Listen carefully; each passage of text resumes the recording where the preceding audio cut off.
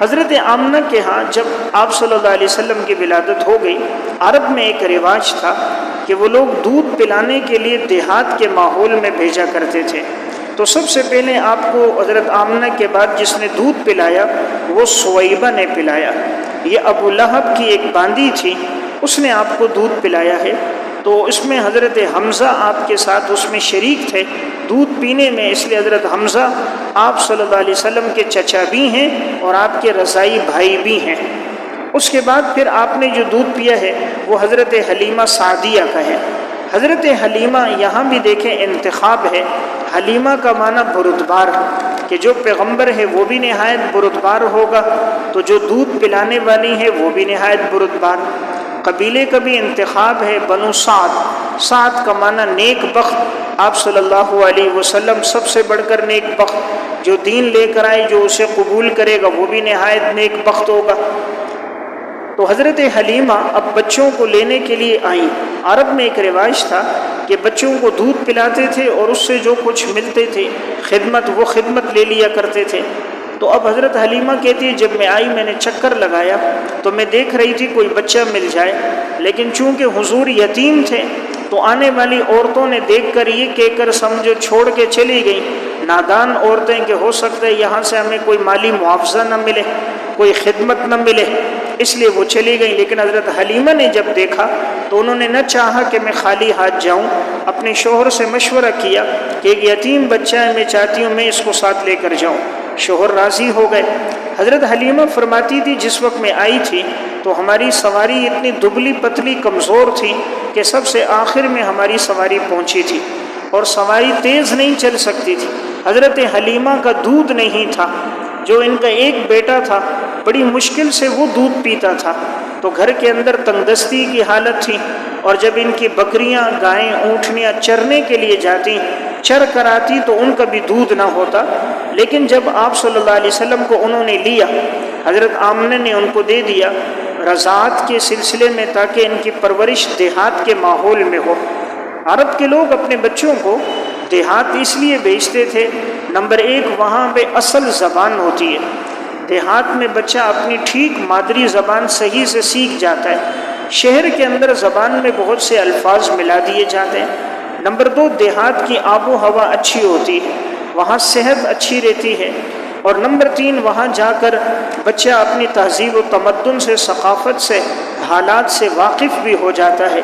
تو اس لیے حضرت حلیمہ جب حضور کو لے کر گئی، جب سواری پر بیٹھی ہیں تو وہی سواری جو سب سے سست رفتار تھی، آپ علیہ الصلوۃ والسلام کی برکت کی وجہ سے وہ سب سے زیادہ تیز رفتار ہو گئی۔ اب جب یہ اپنے گھر پہنچی ہیں تو کہتی ہیں کہ وہی میری گائیں، بکریاں، اونٹنیاں جب چرنے کے لیے جاتی آتی تو عموماً کبھی دودھ نہ ہوتا، حضور کی آمد کے ساتھ ایسی برکتیں ہو گئیں، جب بھی کوئی بکری اونٹنی واپس آتی تو ان کا دودھ ہوتا اور خوب دودھ ہوتا، میں بھی سیراب ہو جاتی، بچے بھی سیراب ہو جاتے۔ خود حضرت حلیمہ کی یہ حالت، فرمایا پہلے میرا اتنا کم دودھ تھا کہ میرا بیٹا بھی صحیح سے سیراب نہیں ہوتا تھا، حضور کی آمد سے اتنا دودھ ہو گیا بیٹا بھی میرا سیراب ہو جاتا، آپ صلی اللہ علیہ وسلم بھی خوب سیراب ہو جاتے، یعنی خوب برکتیں آنا شروع ہو گئیں۔ حضور بچپن ہی سے آپ صلی اللہ علیہ وسلم دائیں طرف سے اپنی والدہ حضرت حلیمہ رضائی ماں کا دودھ پیتے تھے، کبھی اگر وہ بائیں طرف آپ کو ڈال دیتی تو آپ دودھ نہ پیتے، دائیں طرف سے دودھ پیتے تھے، اور بائیں طرف گویا حصہ تھا بھائی کا، تو بھائی جو آپ کا رضائی تھا وہ بائیں طرف حضرت حلیمہ کے سینے سے وہ دودھ پیتا، تو آپ ابتدا سے دائیں طرف سے ہی پیتے رہے۔ یہاں حضرت حلیمہ کے پاس آپ کا وقت گزرا، یہاں تک کہ جب 2 سال عمر ہو گئی، آپ صلی اللہ علیہ وسلم کا 4 مرتبہ شق صدر ہوا ہے۔ اس سے پہلے ایک بات عرض کروں، حضور کی آمد سے پہلے اللہ تعالیٰ نے ایک بڑا اہم واقعہ پیش آیا تھا مکہ میں، جس سے لوگوں کو معلوم ہو گیا تھا کہ وہ نبی آخر الزمان آنے والا ہے۔ وہ واقعہ پیش آیا تھا اصحاب فیل کا واقعہ، ہاتھی والوں کا واقعہ، جس سے تمام لوگوں کی نظر عرب پہ آ گئی تھی کہ عرب میں لگتا ہے اب وہ نبی آنے والا ہے۔ وہ واقعہ مختصر یہ تھا، حضور کی ولادت سے 50 یا 55 روز پہلے یہ واقعہ پیش آیا۔ اس کا ظاہری سبب یہ بنا تھا کہ یہ جو ابرہہ تھا اس نے ایک گرجا تعمیر کیا ہوا تھا، بڑا خوبصورت گرجا تھا، اور یہ ابرہہ چاہتا تھا کہ سارے لوگ آ کر یہیں گرجے کے اندر عبادت کریں، یہ لوگوں کی ذہن سازی کیا کرتا تھا۔ تو اتنے میں ایک شخص عرب کا آیا، اس نے آ کر اس کے گرجے میں گندگی کر دی، غلاظت کر دی۔ اس کو بڑا غصہ آیا ابرہہ کو، اس نے کہا میں بدلہ لوں گا، اور اس طرح کہ میں مسلمانوں کا یہ جو خانہ کعبہ ہے میں اس کو گراؤں گا۔ اس کو گرانے کے لیے اس نے منصوبہ بنایا، اور ابرہہ نے اپنے ساتھ ہاتھیوں کا لشکر لیا، اور یہ لشکر لے کر آیا اور حملہ کرنے کے لیے یہ جیسے ہی اب مکہ کے حدود میں داخل ہوا تو راستے میں اس نے دیکھا جانور چر رہے تھے، اونٹ تھے، بکریاں تھیں، تو کہا ان سب کو، جتنے جانور چر رہے ہیں ان کو پکڑو۔ تو وہ ساری اونٹنیاں جتنی تھیں ان کو بھی پکڑ لیا گیا، اونٹ بھی سب پکڑ لیے گئے۔ تو ابھی جو عبد المطلب حضور کے دادا تھے تو تقریباً 200 اونٹ ان کے بھی ان لوگوں نے پکڑ لیے تھے۔ تو اب عبد المطلب کو جب پتہ چلا تو اس نے کہا میں جا کر ان سے بات کرتا ہوں۔ اب یہ جو ابرہہ تھا جو ہاتھیوں کا لشکر لے کر آیا تھا بیت اللہ کو معاذ اللہ گرانے کے لیے، تو جب اسے پتہ چلا کہ یہاں کا سردار عبد المطلب آ رہا ہے تو یہ تخت سے نیچے بیٹھا، اور اس نے نیچے چادر ڈالی اور عبد المطلب کے ساتھ بیٹھا۔ کہا بھئی آپ کیسے آئے؟ عبد المطلب نے کہا تم نے میرے 200 اونٹ لیے ہیں، وہ میرے اونٹ واپس کر دو۔ اس نے کہا ٹھیک ہے وہ تو میں واپس کر دوں گا، لیکن میں تو سمجھ رہا تھا تم یہ کہو گے بیت اللہ پہ حملہ نہ کرو، بیت اللہ کو نہ گراؤ، تم نے بیت اللہ کی بات نہیں کی، اپنی اونٹوں کی بات کی۔ عبد المطلب نے کہا میں اونٹوں کا مالک ہوں، اس لیے بات اونٹوں کی، اس گھر کا بھی ایک مالک ہے اللہ، اور وہ اللہ اپنے اس گھر کی خود حفاظت کرے گا، اس گھر کی حفاظت اللہ خود کرے گا، میں اونٹوں کا مالک تھا اس لیے میں نے اونٹوں کا تذکرہ کیا۔ اس نے ان کے اونٹ ان کو واپس کر دیے۔ اب جب وہ آگے بیت اللہ کو گرانے کے لیے آگے بڑھا تھا تو وہ جو مشہور واقعہ آپ نے سنا ہے، قرآن کریم میں بھی اللہ نے سورہ فیل میں پھر اس کا تذکرہ فرمایا کہ جب یہ ہاتھی والے لوگ آگے گئے تو اللہ کی نصرت اور مدد آئی کہ وہ پرندے تھے، اور جن کے ہر پرندے کے پاس 3 پتھر تھے، ایک پتھر ایک اس کے پاؤں کے میں ہوتا، دوسرا اس کے دوسرے پاؤں میں پنجے میں، اور تیسرا اس کے نوک میں ہوتا تھا، منہ میں۔ وہ ایک ایک پتھر مارتے تھے، وہ کام کرتا تھا جیسے آج کے دور میں ایک میزائل کام کرتا ہے، اور وہ ایک ایک پتھر لگا ہے تو سوار بھی مر گیا، جو ہاتھی تھا وہ بھی مر گیا۔ وہ پتھر سر پہ لگتا تو ہاتھی کے نیچے سے نکل آتا۔ قرآن کریم نے اس کی طرف واقعے میں اشارہ کیا ہے، أَلَمْ تَرَ كَيْفَ فَعَلَ رَبُّكَ بِأَصْحَابِ الْفِيلِ، کیا آپ کو نہیں معلوم ہاتھی والوں کے بارے میں؟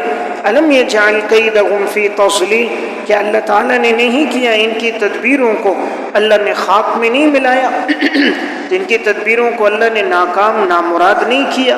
وَأَرْسَلَ عَلَيْهِمْ طَيْرًا أَبَابِيلَ، کہ اللہ نے ان پر پرندوں کے جھنڈ بھیجے، تَرْمِيهِمْ بِحِجَارَةٍ مِّن سِجِّيلٍ، کہ وہ ایک پتھروں کو اوپر سے سخت پتھروں کو منہ میں لے کر پکی مٹی کے بنے ہوئے پھینکتے، فَجَعَلَهُمْ كَعَصْفٍ مَأْكُولٍ، اور پھر ان کا حشر یہ ہوا جس طرح کہ وہ بھوسا جس کو کھا لیا جائے کہ جانور منہ میں لے اور تھوکے، اس طرح ان کی حالت ہوگی۔ اس واقعے کے بعد سب لوگوں کی نظر بیت اللہ پہ پڑ گئی تھی کہ لگتا ہے وہ پیغمبر آخر الزمان مبعوث ہونے والا ہے، کہ اللہ تعالیٰ نے اپنے گھر کی حفاظت فرمائی اور ان ہاتھی والوں کو ان کے لشکر کے سمیت اللہ نے سب کو تباہ و برباد کر دیا۔ خود اس ابرہہ کو ایسی بیماری لگ گئی، اس کے جسم کا گوشت یوں ٹکڑے ٹکڑے ہو کر گرتا تھا، جسم کا گوشت اس کے جسم سے یوں گرتا رہا، لا علاج بیماری میں مبتلا ہو کر عبرت کا نشان بن کر یہ دنیا سے چلا گیا۔ تو میں عرض کر رہا تھا پھر آپ صلی اللہ علیہ وسلم کی ولادت باسعادت ہوئی، پھر یہ سلسلہ جب آیا حضانت کا، پرورش کا، تو حضرت حلیمہ جب آپ کو لے کر گئی تو حضور وہاں حضرت حلیمہ کے پاس رہے۔ اس موقع پر ایک واقعہ پیش آیا جس کو کہا جاتا ہے شق صدر۔ شق صدر کہتے ہیں سینے کو چیرا جانا۔ رسول اللہ صلی اللہ علیہ وسلم کے ساتھ یہ واقعہ 4 دفعہ پیش آیا۔ ایک دفعہ اس وقت پیش آیا جب آپ کی عمر مبارک تھی 4 سال، دوسری دفعہ جب آپ کی عمر تھی 10 سال، تیسری دفعہ جب آپ کو نبوت ملنے والی تھی، اور چوتھی دفعہ جب آپ صلی اللہ علیہ وسلم کا واقع معراج کے موقع پر۔ یہ جو پہلی دفعہ ہوا 4 سال کی عمر میں، تو رسول اللہ صلی اللہ علیہ وسلم اپنے رضائی بھائی کے ساتھ باہر بکریاں چرانے کے لیے نکلے تھے، تو اچانک وہ کہتے ہیں میں نے دیکھا 2 آدمی آئے، سفید کپڑوں میں تھے، انہوں نے ہمارے بھائی کو لٹایا۔ تو یہ رسول اللہ صلی اللہ علیہ وسلم کا یوں سینہ مبارک چاک کیا گیا اور آپ کے دل مبارک کو نکالا گیا، زمزم کے پانی کے ساتھ اس کو دھویا گیا، علم اور حکمت کے ساتھ اس کو بھر دیا گیا اور پھر دوبارہ اندر رکھ کر اوپر سے سلائی کر دیا گیا۔ تو یہ ایسا ہے جیسے آج کے دور میں آپریشن کیا جاتا ہے، جیسے کسی کے دل کا آپریشن ہوتا ہے، تو یہ رسول اللہ صلی اللہ علیہ وسلم کا پہلی دفعہ ہوا۔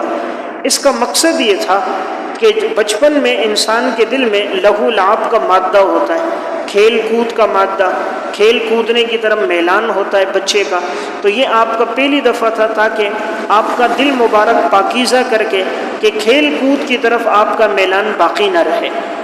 دوسری دفعہ جب ہوا ہے وہ 10 سال کی عمر میں۔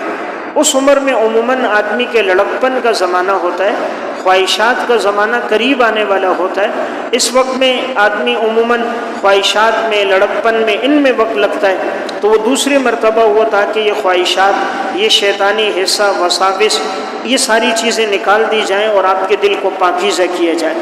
تیسری مرتبہ یہ شق صدر تب ہوا جب آپ کو نبوت ملنے والی تھی، چونکہ نبوت کا بوجھ بہت بھاری ہوتا ہے، ہر آدمی نبوت کا بوجھ نہیں اٹھا سکتا، تو تیسری مرتبہ آپ کے دل کو علم و حکمت سے دھویا گیا، زمزم سے دھو کر علم و حکمت سے بھر دیا گیا تاکہ نبوت کا بوجھ آپ اٹھا سکیں۔ چوتھی مرتبہ جب آپ صلی اللہ علیہ وسلم معراج پہ جا رہے تھے، تو چونکہ معراج پر وہاں پر 7 آسمانوں کی سیر تھی، انبیاء علیہ الصلوۃ والسلام سے ملاقات تھی، نماز کی فرضیت ہونی تھی، جنت جہنم کے مناظر دیکھنے تھے، تو اس کے لیے ضرورت تھی کہ دل کے اندر تقویت اور زیادہ ہو، قوت اور زیادہ ہو، تاکہ آپ یہ سب مناظر اپنی آنکھوں سے دیکھ سکیں۔ تو چوتھی مرتبہ واقع معراج میں لے جانے سے پہلے آپ صلی اللہ علیہ وسلم کا شق صدر ہوا۔ یہاں یہ یاد رہے، بعض لوگ اس کو شرح صدر کہتے ہیں، یہ ٹھیک نہیں ہے۔ شرح صدر الگ چیز ہے، شق صدر الگ چیز ہے۔ شرح صدر کا معنی سینے کو کھول دینا، یہ تو ہر ایک کے لیے ہوتا ہے، نبی ہے غیر نبی ہے، اللہ اس کے سینے کو کھول دے، اس کے دل میں اللہ حکمت ڈال دے، دین کی سمجھ اور فہم ڈال دے، یہ جو ہے یہ شق صدر ہے۔ شق کا معنی چیرنا، یعنی جیسے آپریشن ہوتا ہے تو یوں باقاعدہ آپ کے جسم کو چیرا گیا ہے اور دل مبارک کو نکال کر یہ دھویا گیا ہے۔ تو بعض لوگ اس کو جو مجازی معنی پہ محمول کرتے ہیں وہ غلط ہے۔ محدثین کے ہاں، محققین علماء کے ہاں، اہل سنت والجماعت کے ہاں آپ صلی اللہ علیہ وسلم کا یہ 4 مرتبہ شق صدر ہوا ہے، اور یہ حضرت جبرائیل اور حضرت میکائیل علیہ الصلوۃ والسلام نے کیا۔ جب پہلی دفعہ ہوا تو رسول اللہ صلی اللہ علیہ وسلم یوں لیٹے تھے تو آپ ذرا گھبرائے ہوئے تھے، چونکہ 4 سال عمر تھی، چہرے کی رنگت آپ کی تبدیل ہوئی تھی۔ تو یہ بچے دوڑتے ہوئے گئے، حضرت حلیمہ کو بتایا کہ اس طرح ہمارا جو بھائی تھا، 2 آدمی آئے، ان کا سینہ چاک کیا۔ حضرت حلیمہ ان کا شوہر دوڑتے ہوئے آئے، کہیں کسی نے آپ کو تکلیف تو نہیں پہنچائی؟ جب دیکھا تو آپ صلی اللہ علیہ وسلم صحیح سلامت تھے۔ اب آپ کے یہ جو سلائی کے نشانات تھے، حضرت انس بن مالک فرماتے ہیں یہ میں نے دیکھا ہے۔ تو بعض صحابہ نے آپ کے سلائی کے نشانات بعد میں بھی دیکھے تھے، آپ کے سینے سے لے کر ناف تک یہ باریک سلائی کے نشانات تھے کہ جس وقت آپ کا شق صدر ہوا تھا اس کے بعد آپ کے سینے کو رکھ کر اوپر سے اس کو سلائی کیا گیا تھا۔ تو میں عرض کر رہا تھا یہ واقعہ آپ کا 4 دفعہ پیش آیا۔ پھر عجیب بات یہ ہے کہ رسول اللہ صلی اللہ علیہ وسلم کے نام کا جو انتخاب ہوا، دیکھیں آپ کا نام جو رکھا آپ کے دادا عبد المطلب نے رکھا۔ نام کیا رکھا؟ محمد۔ حالانکہ اس نام کا پہلے رواج نہیں تھا، لیکن یہ نام اللہ نے ان کے دل میں ڈالا، انہوں نے رکھا۔ تو محمد اس میں مفعول کا صیغہ ہے، باب تفعیل سے اس کا معنی جس کی سب سے زیادہ تعریف کی جائے، یعنی ایسا نام ہے حضور کا کہ دنیا میں سب سے زیادہ اللہ کے بعد جس کی تعریف کی جاتی ہے وہ آپ صلی اللہ علیہ وسلم ہے۔ رسول اللہ صلی اللہ علیہ وسلم نے فرمایا کہ یہ لوگ لان تان کرتے مزمم پر، مشرکین مکہ کہتے تھے مزمم کو برا بلا کہتے، آپ نے فرمایا میں تو مزمم نہیں ہوں، میں تو محمد ہوں۔ حدیث میں آتا ہے قال رسول اللہ صلی اللہ علیہ وسلم الا تعجبون کیف یصرف اللہ عنی شتم قریش ولعنہم، کیا تمہیں تعجب نہیں ہوتا اللہ نے کس طرح دور کر دیا مجھ سے قریش کے لعن طعن کو، قریش کے برا بھلا کہنے کو. یشتمون مذمما ویلعنون مذمما وانا محمد، وہ لوگ مذمت کرتے ہیں مذمم کی، لعن طعن کرتے ہیں مذمم کی، حالانکہ میرا نام تو محمد ہے. وہ لوگ کہتے تھے یار ایک طرف سے ہم لعنت بھی کرتے دوسری طرف سے ہم نام محمد لیتے ہیں، تو محمد کا معنی تو جس کی سب سے زیادہ تعریف کی جائے، تو پھر وہ کہتے ہیں مذمم پہ لعنت ہو. تو حضور نے فرمایا وہ مذمم پہ لعنت کر رہے ہیں اور میں مذمم نہیں ہوں، میرا نام تو محمد ہے. تو آپ کے نام کا انتخاب بھی گویا اللہ کی طرف سے ہے کہ کائنات میں اللہ کے بعد جس کی سب سے زیادہ تعریف کی جاتی ہے، اذان میں، اقامت میں، نماز میں، ہر جگہ جو آپ کا تذکرہ ہے وَرَفَعْنَا لَكَ ذِكْرَكَ، تو اللہ رب العزت نے آپ کے تذکرے کو باقی رکھا ہے. تو آپ کا ایک نام محمد زمین پہ، دوسرا نام آپ کا احمد، یعنی سب سے زیادہ اللہ رب العزت کی جو تعریف کرنے والے ہیں وہ آپ صلی اللہ علیہ وسلم ہیں. اللہ رب العزت نے جس وقت آپ صلی اللہ علیہ وسلم کی ولادت کے بعد، اب یہ جب مراحل چل رہے تھے کہ ادھر والد کا انتقال ہوا، ادھر 6 سال کی عمر میں اب والدہ کا انتقال ہو گیا، تو اب آپ کو پرورش میں لیا آپ کے دادا عبد المطلب نے. یہ اشارہ اس طرف تھا والدین کا انتقال اس لیے بچپن میں ہو گیا، شاید اس میں حکمت یہ تھی کہ اگر بیٹے میں کوئی کمال ہوتا ہے تو لوگ اس کی نسبت والدین کی طرف کرتے ہیں. لوگ کہتے بیٹا اس لیے باکمال ہے کہ والد باکمال ہے، بیٹے میں اس لیے کمال ہے کہ والدہ باکمال ہے، اس نے تربیت کی اس کی وجہ سے. تو اللہ نے یہ سارے سہارے اٹھا کر براہ راست اللہ نے اپنے پیغمبر کی خود تربیت کی ہے. رسول اللہ صلی اللہ علیہ وسلم نے دنیا میں کسی سے علم حاصل نہیں کیا، کسی انسان سے، اللہ نے براہ راست آپ کو علم دیا. دنیا میں کسی انسان سے، مخلوق میں کسی انسان سے آپ نے علم حاصل نہیں کیا. اس میں بھی حکمت یہ تھی کہ اگر آدمی کسی سے علم حاصل کرے تو شاگرد میں اگر کوئی کمال ہو، لوگ نسبت کرتے ہیں جی اس کا استاذ بڑا باکمال ہے، فلاں استاذ سے پڑھا تھا اس کا شاگرد ہے اس لیے باکمال ہے. تو اللہ نے چاہا کہ پیغمبر میں جو صفات موجود ہو اللہ براہ راست آپ کو عطا فرمائے. تو آپ دنیا میں کسی کے شاگرد نہیں تھے، دنیا میں آپ نے کسی سے علم نہیں حاصل کیا تھا. تو یہ دونوں سہارے اٹھنے کے بعد یہ ایک اشارہ اس طرف بھی تھا. آج اگر کسی کے بچپن میں والد کا انتقال ہو گیا، والدہ کا انتقال ہو گیا، تو اسے صبر کرنا چاہیے. امام الانبیاء کی زندگی کو سامنے رکھے، حضور کے والدین کا بھی بچپن میں انتقال ہوا. سب سے بڑا مقام مرتبہ آپ کا ہے مخلوق میں، لیکن آپ پر بھی یہ آزمائش آئی ہے. پھر جس وقت عبد المطلب نے آپ کو اپنی پرورش میں لیا تو عبد المطلب حضور کا بڑا خیال رکھتا تھا. اب اس کی جو اپنی مسند تھی جہاں یہ بیٹھتا تھا اور اس کی جو اپنی جگہ تھی، یا جب بیٹھتا اور اس کے لیے بچھونا بچھایا جاتا، عبد المطلب کا کوئی بیٹا اس پر بیٹھ نہیں سکتا تھا، حالانکہ اس کے 10 بیٹے تھے. لیکن آپ صلی اللہ علیہ وسلم جب بیٹھتے تو یہ خوش ہوتا، خود ساتھ بٹھاتا، حضور کو دیکھتا، کبھی کندھے پہ اٹھاتا، کبھی لے کر ساتھ گھماتا. ہر موقع پر عبد المطلب حضور کو اپنے ساتھ رکھا کرتا تھا. ایک دفعہ ایسا ہوا کہ ایک اونٹ گم ہو گیا.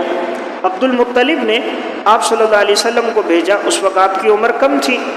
تو جب حضور اونٹ تلاش کرنے گئے تو اونٹ لے کر آ گئے، لیکن کافی دیر کے بعد اونٹ ملا تو یہ بہت پریشان ہو گئے اور یہی دعا کرتے رہے کہ محمد لوٹ جائے، اللہ کرے محمد لوٹ جائے، میں دوبارہ ان کو نہیں بھیجوں گا. یعنی اتنی آپ صلی اللہ علیہ وسلم سے ان کو بچپن میں ہی عقیدت اور محبت تھی. تو 2 سال پھر آپ عبد المطلب کے ساتھ رہے ہیں. پھر عبد المطلب آپ کے دادا کا انتقال ہوا تو پھر آپ کی جو تربیت کی ہے وہ آپ کے چچا ابو طالب نے. آپ جن کی پرورش میں رہے، جن کے ساتھ رہے، وہ آپ کے چچا ابو طالب تھے جو حضرت علی رضی اللہ تعالیٰ عنہ کے والد ہیں. ابو طالب کے ساتھ آپ علیہ السلام کا یہ 8 سال سے لے کر جوانی تک کا جو زمانہ گزرا ہے حضور کا، وہ ان کے ساتھ گزرا ہے. ابو طالب بھی حضور کا بڑا خیال رکھتا رہا، یہاں تک کہ ابو طالب کا جب پہلا سفر ہوا ہے اس سفر میں آپ صلی اللہ علیہ وسلم ان کے ساتھ تھے. یہ تجارت کا پہلا سفر ہوا ہے. ابو طالب نکلے، اس وقت حضور کی عمر تقریباً 12 سال تھی. آپ علیہ السلام ان کے ساتھ ہیں، شام کی طرف تجارت کا سفر ہو رہا ہے، راستے میں بحیرہ راہب، یہ ایک راہب تھا، بڑا عبادت گزار تھا، تو یہ اپنے عبادت خانے میں تھا، یہ اس سے دیکھتا رہتا تھا کہ وہ پیغمبر کب آنے والے ہیں، کب وہ آئیں گے۔ تو جب اس نے یہ قافلہ مسلمانوں کا یوں آتے ہوئے دیکھا تو اس نے دیکھا، اس کو محسوس ہوا کہ درخت کی شاخیں ان پر سایہ کر رہی ہیں، تو محسوس ہوا انہی کے اندر تو کہیں وہ بچہ موجود نہیں کہ جس نے آگے جا کر پیغمبر بننا ہے۔ تو اس نے جب دیکھا درخت کی شاخوں کا آگے آنا، بادلوں کا ان کے اوپر سایہ ہو جانا اور ان کے لیے حالت کا تبدیل ہو جانا، کیفیت کا بدل جانا، تو اس نے ان تمام قافلے والوں کو بلایا، اس نے ان کی دعوت کی۔ جب سارے لوگ آ گئے تو بیچ میں دیکھا تو اس وقت آپ علیہ السلام نہیں تھے، حضور کی عمر 12 سال تھی، تو حضور کو ان لوگوں نے اونٹوں کے ساتھ، بکریوں کے ساتھ رکھا تھا کہ آپ ان کی حفاظت میں ہوں۔ تو اس نے جب سب کو دیکھا، اس نے کہا میں نے تو دعوت اس کے لیے کی تھی، تم نے تو اس بچے کو بلایا نہیں۔ پھر حضور کو جب بلایا گیا تو یہ دیکھ کر پہچان گیا تھا۔ ایک تو اس سے پہچانا تھا اس نے کہ جب آپ علیہ الصلوۃ والسلام یوں اکیلے تھے، باقی لوگ آگے درخت کے نیچے بیٹھ گئے، تو ان پر بادل حضور پہ سایہ کر رہا تھا، اور اس سے اس نے پہچانا تھا کہ حضور جب آ رہے تھے تو آپ جیسے جہاں بیٹھنے لگتے درخت کی شاخیں آگے ہو جاتی اور آپ پہ سایہ کر دیتی، اور یہ دیکھ رہا تھا کہ شجر اور حجر آپ کے سامنے جھکتے جا رہے ہیں اور یوں لگ رہے ہیں جیسے وہ آپ کو سلام کر رہے ہیں۔ یہ چونکہ خود ایک بڑا عالم تھا تو یہ حالت اور کیفیت دیکھ کے سمجھ گیا تھا کہ شاید یہی پیغمبر آخر الزمان ہوں گے۔ پھر اس نے آپ علیہ السلام کے پیچھے دونوں کندھوں کے درمیان مہر نبوت کو بھی دیکھا تھا۔ مہر نبوت حضور کے دو کندھوں کے درمیان تھی، اور بائیں طرف جہاں انسان کا یہ دل ہوتا ہے، اس کے بالکل پیچھے کی جانب میں یہ مہر نبوت تھی، اور اس میں اشارہ یہ آپ کے دل کی حفاظت کے لیے۔ اس میں حکمت یہ تھی کہ عموماً شیطان جو وسوسہ ڈالتا ہے وہ دل میں ڈالتا ہے، تو دل کی حفاظت کے لیے مہر نبوت دونوں کندھوں کے درمیان، جس طرف انسان کا دل ہے بائیں طرف، یہ بالکل پیچھے اسی جانب تھی کہ شیطان کسی طرح وساوس، خیالات، برے شبہات اس میں نہ ڈال سکے۔ تو اس بحیرہ راہب نے وہ علامت بھی دیکھ کر پہچان لیا۔ پھر اس نے کہا کہ ان کی کفالت کرنے والے کون ہیں؟ تو سب نے کہا ابو طالب ہے۔ تو کہا میں چاہتا ہوں، میں تمہیں قسم دیتا ہوں ان کو واپس بھیج دو مکہ، کہیں ایسا نہ ہو تم شام لے کے جاؤ، وہاں کے نصارہ ان کو پہچان کر کہیں ان کو شہید نہ کر دیں، قتل نہ کر دیں۔ تو پھر آپ صلی اللہ علیہ وسلم کو واپس مکہ ابو طالب نے بھیج دیا۔ یہاں صرف اتنی بات یاد رکھیں، بعض نے اس واقعے کا انکار کیا، یہ ٹھیک نہیں ہے۔ صرف واقعے کی جو آخری بات ہے کہ حضرت بلال اور حضرت ابوبکر صدیق کے ساتھ بھیجا، تو صرف یہ جملہ ٹھیک نہیں ہے۔ اس وقت حضرت بلال پیدا بھی نہیں ہوئے تھے اور حضرت ابوبکر نہیں تھے، دوسرے لوگوں کے ہمراہ بھیجا۔ یہاں راوی سے نام میں ان سے تسامح ہوا ہے، اس لیے مسند بزار کی روایت میں یہ الفاظ ہیں کسی شخص کے ساتھ، چند لوگوں کے ساتھ واپس بھیجا تھا، اور یہ شاید راوی کو اشتباہ اس لیے ہوا کہ دوسری مرتبہ جو سفر ہوا ہے آپ علیہ الصلوۃ والسلام کا 20 سال کی عمر میں، اس میں حضرت ابوبکر ساتھ تھے، اس وقت عمر ان کی 18 سال تھی، تو شاید وہاں سے اشتباہ کی وجہ سے انہوں نے یہاں ذکر کر دیا۔ باقی یہ روایت مستند ہے، محققین علماء نے اس کا تذکرہ کیا ہے۔ تو بہرحال یہ آپ کا پہلا سفر تھا جو حضور کا شام کی طرف ہوا تھا، جس میں راستے میں بحیرہ راہب سے ملاقات ہوئی تھی۔ آپ صلی اللہ علیہ وسلم نے، اللہ رب العزت نے آپ کی اس وقت سے ہی حفاظت کی، لڑکپن کے زمانے سے ہی، لڑکپن سے ہی آپ محفوظ رہے ہیں۔ حضرت علی رضی اللہ تعالیٰ عنہ سے روایت ہے، فرماتے ہیں کہ رسول اللہ صلی اللہ علیہ وسلم نے فرمایا، ایک دفعہ جب میرا یہ لڑکپن کا یہ زمانہ تھا تو جو لوگ نوجوان لڑکے تھے بکریاں چرانے والے، اور ایک دفعہ انہوں نے کہا کہ فلاں جگہ ایک تقریب ہے، اس میں چلتے ہیں۔ ان تقریبوں میں شعر و شاعری ہوتی تھی، اشعار گائے جاتے تھے، بعض دفعہ بعض تقریبوں میں گانا بھی ہو جاتا تھا، تو وہاں کے لوگ جاتے تھے۔ تو انہوں کہتے ہیں کہ حضور کو بھی ساتھ لے کر گئے۔ تو ابھی اس وقت آپ کی نبوت سے بہت پہلے کا واقعہ ہے، یعنی ان دنوں میں جب آپ کی عمر مبارک 14-15 سال کے درمیان تھی، لیکن اللہ کی طرف سے آپ کی ایسی حفاظت تھی، جیسے ہی وہاں اس محفل میں لے کر گئے، آپ فرماتے مجھے نیند آ گئی، رسول اللہ صلی اللہ علیہ وسلم فرماتے میں سو گیا، مجھے کوئی پتہ نہیں چلا مجلس میں کیا ہوا، کیا گایا گیا، کیا پڑھا گیا، کیا کیا گیا۔ مجلس ہوئی، شروع ہوئی، ختم ہو گئی، یہاں تک کہ اگلے دن جب سورج نکلا اور سورج کی جو روشنی میرے چہرے پہ پڑی تو کرنوں سے میں جاگ گیا۔ تو یہ اللہ کی ایک غیبی حفاظت تھی کہ لڑکپن کے زمانے میں بھی اللہ رب العزت نے آپ کی حفاظت فرمائی۔